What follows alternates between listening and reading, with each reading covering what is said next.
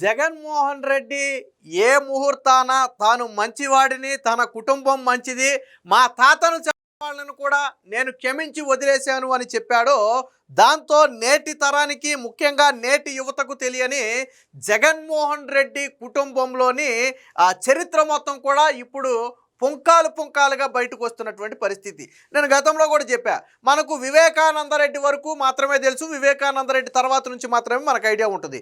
కానీ రాజశేఖర్ రెడ్డి, అంతకుముందు రాజారెడ్డి ఘటనలు అనేవి చాలామందికి తెలియదు.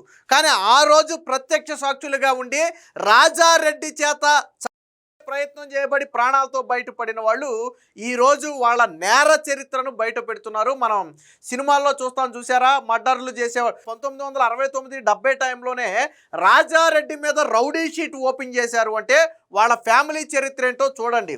నిన్న బీటెక్ రవి కూడా ప్రెస్ మీట్ పెట్టి మాట్లాడాడు. చిన్న పిల్లలని కూడా చూడకుండా గొంతులు కోసినటువంటి చరిత్ర జగన్మోహన్ రెడ్డి ఫ్యామిలీది. ఎందుకంటే తమకు అడ్డు వస్తారు, రేపటి రోజున వీళ్ళతో ఇబ్బందులు ఎదురవుతాయి అంటే ఆ కుటుంబంలో పిల్లల్ని కూడా చంపడానికి వెనకానని కుటుంబం జగన్మోహన్ రెడ్డి కుటుంబం. అలాగే రాజశేఖర్ రెడ్డి కావచ్చు, అంతకుముందు రాజారెడ్డి కావచ్చు, వాళ్ళు సాగించినటువంటి దమనకాండకు సంబంధించి అనేక విషయాలను ఈరోజు ఒక్కొక్కటిగా బయటపెడుతుంటే ఆశ్చర్యపోయే పరిస్థితి. మనం చెప్పుకునేది 3 దశాబ్దాల కిందటి ఘటన గురించి చెప్పుకుంటున్నాం. మనం ఆ రోజుల్లోనే ప్రత్యర్థులుగా ఉన్నటువంటి టీడీపీ నేతల ఇళ్లను డైనమైట్ బాంబులు పెట్టి పేల్చేసి వాళ్ళని ఇళ్లతో సహా ప్రయత్నం, ఇంట్లోనే సమాధి చేసే ప్రయత్నం ఆ రోజుల్లో జరిగింది. ఆనాటి ఫోటోలు అంటే 30-35 ఏళ్ల క్రితం ఫోటోలు ఈరోజు బయటపడేటప్పటికీ జన ఆశ్చర్యపోతున్నారు. ఆ రోజు ఫోటోలను నిన్న పయ్యావుల ఆర్థిక మంత్రి పయ్యావు కేసు బయట పెట్టాడు. మీ దమనకాండకు ఇది నిదర్శనం అని చెప్పి ఆయన ఫోటోలు బయట పెడితే జనం ఆశ్చర్యపోయారు. జగన్మోహన్ రెడ్డి ఏమో మదర్ తెరీసా లాగా, స్వామి వివేకానంద లాగా సూక్తి బోధనలు చెప్తున్నాడు. కానీ వాళ్ళ చరిత్ర చూస్తే రక్తపు మడుగులోనే వాళ్ళ చరిత్ర మొత్తం కూడా రక్తపు మడుగులే. ఒక దశలో రాజశేఖర రెడ్డి కుటుంబాన్ని, రాజారెడ్డి కుటుంబాన్ని గ్రామస్తులు వెలివేస్తే బయటికి వెళ్ళిపోయినటువంటి పరిస్థితి. ఇవన్నీ కూడా నేటి యువతకు తెలియదు. కానీ ఇవన్నీ ఒకటి, పేర్ల పార్థసారథి రెడ్డి అంటే రాజారెడ్డి చేత చంపబడే ప్రయత్నం చేసి ప్రాణాలతో బయటపడిన ఏకైక వ్యక్తి. ఈ వర్గీయులు చేసిన దాడిలోనే రాజారెడ్డి చనిపోయాడు. 98లో అనుకుంటా రాజారెడ్డి చనిపోయింది. వాస్తవానికి రాజారెడ్డిని చంపాలనేది వీళ్ళ ఉద్దేశం కాదు. వీళ్ళ మీద పదే దాడులు చేస్తుంటే ప్రాణరక్షణలో భాగంగా వీళ్ళు ఎదురుదాడి చేసినప్పుడు రాజారెడ్డి చనిపోయాడు. దానికే జగన్మోహన్ రెడ్డి మొన్న నేను వదిలేశాను జనాన్ని అని చెప్పాడు. కానీ దానికి ప్రతిఫలంగా పేర్ల పార్థసారథి రెడ్డి తమ్ముడిని చంపేశారు. వాళ్ళ తమ్ముడిని అందులో రాజశేఖర్ రెడ్డి పాత్ర కూడా ఉంది. ఆ తర్వాత రాజశేఖర్ రెడ్డి సీఎం అయిన తర్వాత ఈ కేసులన్నీ కూడా మాఫీ చేయించుకున్నాడు. విచిత్రం ఏంటో తెలుసా, రాజశేఖర్ రెడ్డి మీద కూడా అప్పట్లో కేసులు నమోదయ్యాయి. లైసెన్స్ లేని ఒక తుపాకీతో కాల్పులు జరిగితే అప్పట్లో రాజశేఖర్ రెడ్డి మీద కూడా కేసులు పెట్టారు. అలాగే రాజకీయ లబ్ధి కోసం మత కలహాలు సృష్టించి ముఖ్యమంత్రిని దింపే ప్రయత్నం చేసింది కూడా రాజశేఖర్ రెడ్డి. ఈ విషయాన్ని కూడా స్వయంగా వాళ్లే చెప్పారు. పేర్ల పార్థసారథి రెడ్డి చెప్పాడు. అంటే రాజకీయంగా లబ్ధి పొందాలి, మత కలహాలు సృష్టించి ముఖ్యమంత్రి అన్ఫిట్ అని చెప్పి దించేసి ఆ ప్లేసుని తాను ఆక్రమించాలని మత కలహాలు సృష్టించిన వ్యక్తి రాజశేఖర్ రెడ్డి. ఇది స్వయంగా వాళ్ళే చెప్పారు. వాళ్ళు మనుషులు కాదు. ఒక రకంగా పేర్ల పార్థసారథి రెడ్డి ఏమంటాడంటే, ఆ కుటుంబం మనుషులు కాదు, నరరూప రాక్షసులు. మనం ఈ ఓడిని, నరరూప రాక్షసులు అనే ఓడిని మనం ఎంత భయానక పరిస్థితుల్లో వాడతామో మీ అందరికీ తెలుసు. సో అలాంటి ఒక ఓడును వాడి వాళ్ళ గురించి చెప్పాడు అంటే వాళ్ళ చరిత్ర ఏంటో ఒకసారి అర్థం చేసుకోవచ్చు. మొత్తంగా నేటి యువతకు జగన్ రెడ్డి, రాజశేఖర్ రెడ్డి, రాజారెడ్డి వీళ్ళ ముగ్గురి నేర చరిత్రలు కావచ్చు, హత్యా రాజకీయాలు కావచ్చు, వాళ్ళ రక్తపు మడుగులో వాళ్ళ బ్రతుకులు కావచ్చు, ఈరోజు ఒక్కొక్కటిగా బయటకు వస్తున్నాయి. దీనికి సంబంధించి పేర్ల పార్థసారథి రెడ్డి ఏం మాట్లాడారు ఒకసారి చూద్దాం. వాళ్ళు మనుషులు కాదు, నరరూప రాక్షసులు. వైఎస్ కుటుంబం నేపథ్యం అంతా రక్త చరిత్రే. జగన్ తాత రాజారెడ్డి పైన 1962లోనే రౌడీ షీట్ ఓపెన్ అయిందంట. అంటే వాళ్ళ చరిత్ర ఎంత పెద్ద చరిత్రో చూడండి. 62లో అంటే ఈ రోజుల్లో ఎంతమంది ఉంటారు ఆ కాలం వాళ్ళు. 62లోనే రాజారెడ్డి మీద రౌడీ షీట్ ఓపెన్ చేశారు. నన్ను కిరాయి హంతకులతో నరికించారు. హైదరాబాద్లో మత కలహాలు సృష్టించింది రాజశేఖర్ రెడ్డి. వివేక హత్య సహా జగన్ పాపాలు అన్నీ ఇన్ని కావు. వైఎస్ కుటుంబ బాధితుడు పార్థసారథి రెడ్డి ధ్వజం. నా గుండెకు ఎదురుగా ఫిరంగి పెట్టి పేల్చాక కూడా నేను ప్రాణాలతో మిగిలితే ఎంత బాధతో విలవిలలాడతానో అంతటి బాధను అనుభవిస్తూ వాళ్ళ దారుణాలను నేను బయట పెడుతున్నానని చెప్పి రాజారెడ్డి చంపాలని ప్రయత్నం చేసింది ఈ పార్థసారథి రెడ్డిని, పేర్ల పార్థసారథి రెడ్డి. సో చంపాలని ప్రయత్నం చేస్తే ఈయన ఒక కోర్టు నుంచి బయటకు వస్తున్న సమయంలో 26 చోట్ల నరికేసి చనిపోయాడు అనుకుని వదిలేసి పారిపోతే అప్పుడు ఇతన్ని ఒక హాస్పిటల్కి చెన్నై, అప్పట్లో దగ్గరలో చెన్నై హాస్పిటల్కి తీసుకెళ్తే బ్రతికి బట్టగట్టిన ఏకైక వ్యక్తి. ఆ తరువాత ప్రతీకారంగా వీళ్ళ తమ్ముడిని ఉమామహేశ్వరరావుని అత్యంత దారుణంగా. సో ఆ తర్వాత ఎప్పుడైతే పదే పదే వీళ్ళ మీద దాడులు చేస్తున్నారో తిరిగి వీళ్ళు దాడి చేస్తే ఆ దాడిలో రాజారెడ్డి చనిపోయాడు. అంతే తప్ప రాజారెడ్డిని కక్షగట్టి చంపాలి అనుకున్నది కాదు. ఆ రోజు జరుగుతున్నటువంటి ఫ్యాక్షన్ రాజకీయాల్లో వీళ్ళని వీళ్ళు కాపాడుకోవడానికి చేసినటువంటి దాడిలోనే రాజారెడ్డి చనిపోయాడు. సో దానికి సంబంధించి ఈయన అనేక విషయాలు కూడా బయట పెట్టాడు. ఒకసారి చూద్దాం. పులివెందుల నియోజకవర్గంలో వైఎస్ కుటుంబ రాజకీయ ప్రస్థానం మొదలైందే దారుణ మరణకాండాలు, హత్యలు, అరాచకాలు, గృహ దహనాలతోనని తెదేపా సీనియర్ నాయకుడు అయితే పేర్కొన్నారు. పులివెందుల నియోజకవర్గంతో పాటు కడప జిల్లాలో, రాష్ట్రంలోని మిగతా ప్రాంతాలలో వైఎస్ కుటుంబం అనేక దారుణాలకు, నరమేధాలకు పాల్పడిందని మండిపడ్డారు. ప్రత్యర్థులను ఘోరంగా చంపటం, కాళ్ళు చేతులు విరిచేయటం, పచ్చని పొలాల్ని భస్మీపటలం చేయటం, భూములు గనులు ఆక్రమించుకోవటం, ఆస్తులను దోచుకోవటం ఆ కుటుంబానికి వెన్నతో పెట్టిన విద్య. సొంత బాబాయిని గొడ్డలితో నరికించిన రాక్షసుడు జగన్ అని చెప్పి అంతటి దుర్మార్గుడు ఈ ప్రపంచంలోనే ఉండరని చెప్పి తనలోని ఆవేదన మొత్తాన్ని కూడా నిన్నైతే బయటపెట్టారు. దీనికి సంబంధించి ఆయన రాజశేఖర రెడ్డి చరిత్రను కూడా చెప్పారు. ఒకసారి చూద్దాం.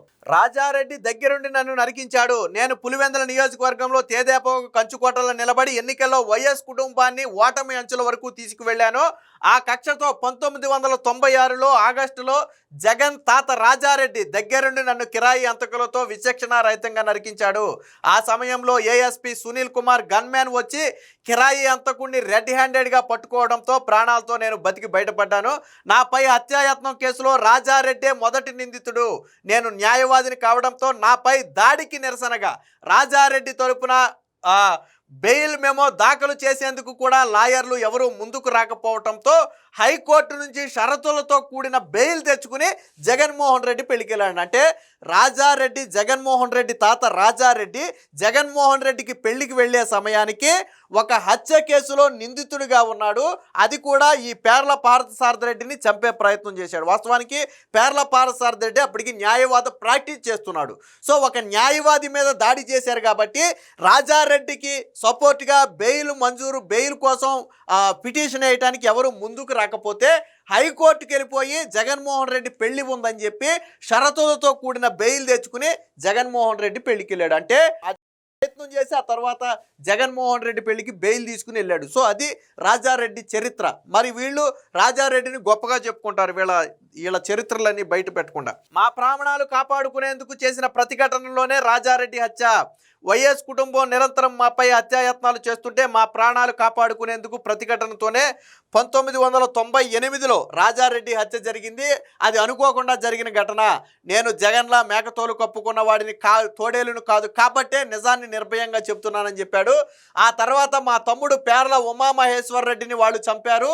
ఇదే కేసులో, అంటే ఎవరైతే పార్థసారథి రెడ్డి తమ్ముడు ఉమామహేశ్వరరావుని చంపారో ఆ కేసులో ఇప్పుడు వివేకానంద రెడ్డి కేసులో నిందితుడిగా ఉన్నటువంటి అవినాష్ రెడ్డి తండ్రి భాస్కర్ రెడ్డి కూడా అప్పుడు ఈ ఉమామహేశ్వరరావు ఇతని తమ్ముడిని చంపిన కేసులో నిందితుడిగా ఉన్నాడు. అంటే వాళ్ళ చరిత్ర, అంటే అవినాష్ రెడ్డి కుటుంబ చరిత్ర కూడా ఎంత నీచమైన చరిత్రో చూడండి.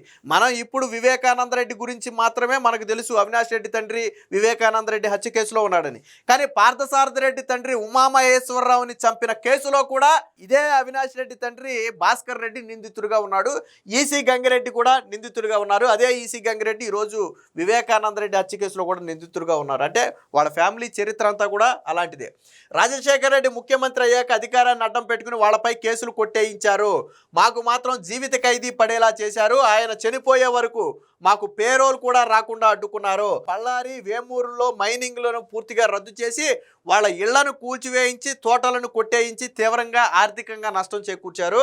గనుల తగాదాల్లో ఇద్దరిని ఘోరంగా తప్పించారంట. భూములు గనుల తగాదాలో రాజగోపాల్ అనే వ్యక్తిని హైదరాబాద్లో వైఎస్ రాజశేఖర రెడ్డి సలహా ప్రోత్సాహంతో రాజారెడ్డి పర్యవేక్షణలో అత్యంత కిరాతకంగా చంపించారు. వారి గనుల్లో పెద్ద భాగస్వామి అయినటువంటి వెంకట నరసయ్యను ఎమర్జెన్సీ సమయంలో రాజారెడ్డి, రాజశేఖర్ రెడ్డి, జార్జి రెడ్డి దారుణంగా చంపించారు. ఈ ఘటనలో 63 మందిని దోషులుగా తేల్చారు. ఎమర్జెన్సీ సమయంలో రాజారెడ్డితో పాటు ఆయన పెద్ద కుమారుడు జార్జి రెడ్డిని కూడా జైల్లో పెట్టారని చెప్పి చెప్పడం జరిగింది. పిసిసి మాజీ అధ్యక్షుడు రహమతుల్లా గనులను కూడా ఆక్రమించారని చెప్పారు. ప్రజలు తిరగబడి రాజశేఖర్ రెడ్డి చొక్కా చింపి దేహశుద్ధి కూడా చేశారు. జమ్మలమడుగులో రాజశేఖర్ రెడ్డి లైసెన్స్ లేని ఒక తుపాకీతో కాల్పులు జరిపితే ముద్దునూరు పోలీస్ స్టేషన్లో దాని మీద కేసు నమోదైందని చెప్పి ఆయన స్వయంగా చెప్పారు. అంటే రాజశేఖర్ రెడ్డి మీద ఆ రోజుల్లోనే లైసెన్స్ లేని తుపాకీతో కాల్పులు జరిపినందుగా కేసు నమోదైంది. అలాగే ఆదినారాయణ రెడ్డి, అసలు రాజశేఖర్ రెడ్డికి కుటుంబానికి ఆస్తులు అంతకుముందు లేవు. మరి ఇప్పుడు 1000 కోట్ల ఆస్తులు ఏ వ్యాపారం చేస్తే వచ్చాయో వాళ్ళే చెప్పాలా. దానికి సాక్ష్యం ఏంటంటే పేర్ల పారసరాజు రెడ్డి 1996 లోక్సభ ఎన్నికల్లో రాజశేఖర్ రెడ్డి కుటుంబం దగ్గర ఖర్చులకు డబ్బులు లేక చేతులెత్తేస్తే ఆదినారాయణ రెడ్డి 26 లక్షలు అప్పుగా ఇచ్చి ఖర్చు పెట్టారు. జమ్మలమడుగులో వచ్చిన సుమారు 4-5 వేల ఓట్ల మెజారిటీతోనే అప్పట్లో రాజశేఖర్ రెడ్డి ఆ రోజుల్లోనే 26 లక్షల రూపాయలు ఆదినారాయణ రెడ్డి అప్పుగా ఇచ్చి ఎన్నికల్లో ఖర్చు పెట్టి గెలిపించారు. అంటే సో ఎలాంటి పరిస్థితుల్లో రాజశేఖర్ రెడ్డి కుటుంబం ఉందో మీరు ఆలోచించండి. అదే ఎన్నికల్లో పులివెందుల నియోజకవర్గంలోని లింగాల మండలంలో జగన్ 8,850 ఓట్లు రిగ్గింగ్ చేశాడు. కర్ణపాపాయపల్లిలో 700 ఓట్లు ఉంటే 701 ఓట్లు రిగ్గింగ్ చేసుకున్నాడు. అంటే జగన్మోహన్ రెడ్డికి కడపలో రిగ్గింగ్ చేయటం అనేది ఆనవాయితీగా వస్తుంది. విచిత్రం ఏంటంటే 700 ఉన్నటువంటి ఒక పోలింగ్ బూత్లో అత్యుత్సాహం ప్రదర్శించి 701 ఓట్లు రిగ్గింగ్ చేసుకున్నటువంటి చరిత్ర కూడా జగన్మోహన్ రెడ్డికి ఉంది. ఇది స్వయంగా పార్థసారథి రెడ్డి దీన్ని బయట పెట్టాడు. సో వివేకానంద నరికింది మనందరికీ తెలుసు. Assembly suit case bomb Kadapa sessions కోర్టులో రాజారెడ్డి, నా తమ్ముడు ఉమామహేశ్వర్ రెడ్డి కేసులో విచారణ జరుగుతున్నప్పుడు నన్ను చంపేందుకు జగన్ సూట్ కేసు బాంబు పెట్టించాడు. పోలీసులు కోర్టు ఆవరణంలో దాన్ని గుర్తించారు. నన్ను చంపడానికే దాన్ని అక్కడ పెట్టించినట్టుగా విచారణలో తేలింది. ఈ కేసులో జగన్తో పాటు దొంతులూరి కృష్ణ ఇద్దరు నిందితులే. అయితే రాజశేఖర్ రెడ్డి ముఖ్యమంత్రి అయ్యాక కేసు ఉంటే జగన్ అమెరికా వెళ్లేందుకు ఇబ్బంది అవుతుందని ఒత్తిడి తెచ్చి పేరు తీయించారు. ఆ కేసులో కృష్ణ జైలుకి వెళ్ళి శిక్షణ అనుభవించాడు. జగన్ మాత్రం తప్పించుకున్నాడు. అంటే ఇదే వ్యక్తిని ఒకసారి మిస్ అయ్యాడు కాబట్టి రాజారెడ్డిని చంపేశారు కాబట్టి ఆల్రెడీ రాజారెడ్డినేమో వీళ్ళు చంపారు, వీళ్ళ తమ్ముడినేమో వాళ్ళు చంపారు. సో ఈ 2 కేసులు విచారణ జరుగుతున్నప్పుడు పార్థసారథి రెడ్డిని కూడా చంపాలని ప్లాన్ చేశారు. దానికి ఒక సూట్ కేసు బాంబు జగన్ పెట్టించాడంట. ఆ జగన్ ఎవరితో పెట్టించాడు? దొంతులూరి కృష్ణ అనే ఒక వ్యక్తితో ఆ సూట్ కేసు బాంబు పెట్టించాడు. ఇది కోర్టు ఆవరణంలో ఉండటంతో అప్పట్లో పోలీసులు పసిగట్టి పట్టుకుని విచారిస్తే తెలిసింది ఏంటంటే పార్థసారథి రెడ్డిని చంపడానికి పెట్టిన బాంబు అని తెలిసింది. దాంట్లో జగన్మోహన్ రెడ్డి, దొంతులూరి కృష్ణ ఇద్దరిని కూడా నిందితులుగా చేర్చారు. అయితే రాజశేఖర్ రెడ్డి సీఎం అయిన తర్వాత తనకు రాజకీయంగాను కొడుకు మీద కేసు ఉంటే రాజకీయంగాను ఇబ్బందే, జగన్మోహన్ రెడ్డి అమెరికా వెళ్లాలన్నా ఇబ్బందే అవుతుందని చెప్పి పోలీసుల మీద అప్పట్లో ఒత్తిడి తీసుకొచ్చి జగన్మోహన్ రెడ్డి పేరును తప్పిస్తే దొంతులూరి కృష్ణ మాత్రం శిక్షణ అనుభవించాడు. జగన్ మాత్రం తప్పించుకున్నాడు. ఇది వీళ్ళ చరిత్ర. అలాగే అసెంబ్లీ రికార్డులు తీస్తే జగన్ బ్రతికేంటో తెలుస్తుంది. పరిటాల రవి హత్యకు రాజశేఖర్ రెడ్డి, జగన్ ఇద్దరు సూత్రధారులే. అప్పట్లో అసెంబ్లీలో 6 గంటల పాటు దీని మీద చర్చ జరిగింది. హత్యలో జగన్ ప్రమేయం బయటపడిన రాజశేఖర్ రెడ్డి ఆయన పేరును తప్పించారు. అసెంబ్లీ రికార్డులు తీస్తే ఇది మొత్తం కూడా బయటకు వస్తుంది అని చెప్పారంటే పరిటాల రవిని చంపటంలో రాజశేఖర్ రెడ్డి, జగన్మోహన్ రెడ్డి ఇద్దరి పాత్ర ఉంది. వాళ్ళిద్దరే కుట్ర పన్ని చంపించారు. దీని మీద ఆ రోజుల్లోనే అసెంబ్లీలో 6 గంటల పాటు సుదీర్ఘ చర్చ జరిగితే జగన్మోహన్ రెడ్డి తప్పు ఉందని బలమైన ఆధారాలతో అసెంబ్లీలో నిరూపిస్తే ఆ రికార్డులు కూడా ఇప్పటి వరకు బయటకు రాకుండా చేసినటువంటి ఘనత రాజశేఖర్ రెడ్డిది. అంటే వీళ్ళ చరిత్ర మొత్తం కూడా ఎంత నేర చరిత్ర అనేది దీన్ని బట్టి అర్థమవుతుంది. ఏది ఏమైనా జగన్మోహన్ రెడ్డి ఇప్పుడు మంచోడిని అనే ఒక పదం వాడటం వల్ల వీళ్ళు అసలు వాస్తవానికి ఇవన్నీ చెప్పకపోతే నాకు కూడా వాస్తవానికి ఎంత డీప్గా తెలియదు. సరే, రాజారెడ్డి హత్య రాజకీయాల నేర చరిత్ర ఉందని మాత్రం తెలుసు, రాజశేఖర్ రెడ్డి దీన్ని ప్రోత్సహించాడని మాత్రం తెలుసు. కానీ ఇంత డీప్గా ఇంత డెప్త్గా వీళ్ళ దమనకాండాలు ఈ స్థాయిలో సాగించారు, సినిమాలకు మించి ఆ రోజుల్లో ఈ స్థాయిలో దమనకాండాలు సాగించారు అనేది ఇప్పటి వరకు నాకైతే తెలియదు. సో మొత్తంగా నేటి యువతకు ముఖ్యంగా రాజారెడ్డి, జగన్మోహన్ రెడ్డి అలాగే రాజశేఖర్ రెడ్డి వీళ్ళు సాగించిన అరాచకాలు కావచ్చు, చేయించిన హత్యలు కావచ్చు, ఇప్పుడు ఒక్కొక్కటిగా నేటి యువతకు తెలిసి వీళ్ళ చరిత్ర ఏంటి, అసలు రాజకీయాల నుంచి వీళ్ళని ఎందుకు బహిష్కరించాలి అనే దానికి ఒక ఉదాహరణ లాంటివి. ఎందుకంటే చాలామంది పాపం జగన్మోహన్ రెడ్డి సౌమ్యుడు, రాజశేఖర్ రెడ్డి దేవుడు అని చాలామంది అనుకుంటున్నారు.